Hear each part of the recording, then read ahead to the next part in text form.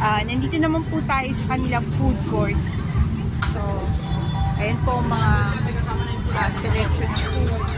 Ayan.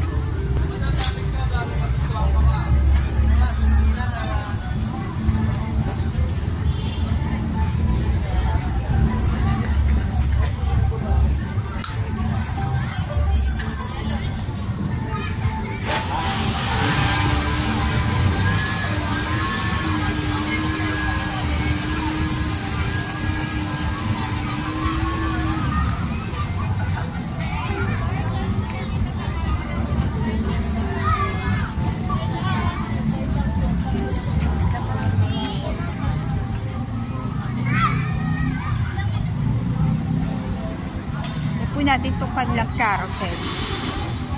Ito po yung peryahan ng Tutuban eh. Ay kuya, bigay ko lang sa'yo, libre lang yan para alam po natin na magkakaroon po ng lockdown. Okay. Importante po kasi malaman yung information na yan. Pasok po, pakibasa na lang po. Pasok po.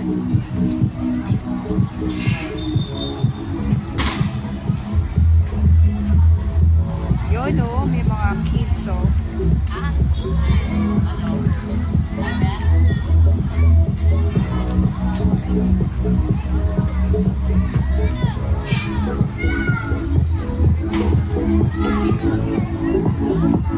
Bigyan natin ito si Kuya. Kuya, bigay ko lang o, information lang yan, wala namang bayad yan. Gusto lang namin ipagbigay alam na may batas po na maaaring maipasa sa Senado na pwede ibalik ang lockdown. Ayan po yung mga provision. Pakibasa na lang po.